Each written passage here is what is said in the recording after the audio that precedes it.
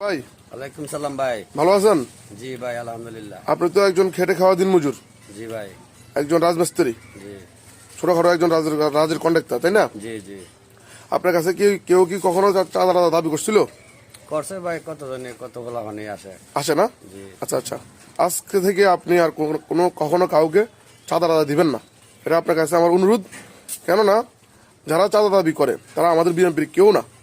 চাঁদাবাজ আমাদের বিএনপির কেউ না, আমাদের দলের কেউ না। আমাদের দলের সাথে চাঁদাবাজের কোনো সম্পর্ক নাই, সন্ত্রাসের কোনো সম্পর্ক নাই। আমরা কখনো গেছিলাম? না না কখনো গেছি দেখছেন আমাদেরকে? না। না। চাঁদা দেওয়া নিষেধ, চাঁদা নেওয়াও নিষেধ। এটা আমাদের তারেক রহমানের নির্দেশ।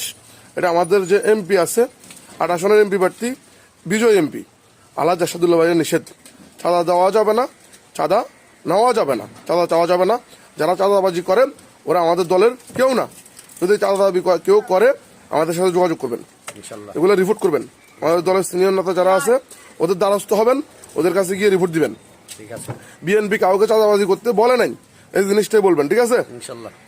কে বলছে, কোন নেতা বলছে, বিএনপি বলছে কিনা তুমি আমাকে দেখাও, এটা বলবেন, ঠিক আছে? ঠিক আছে।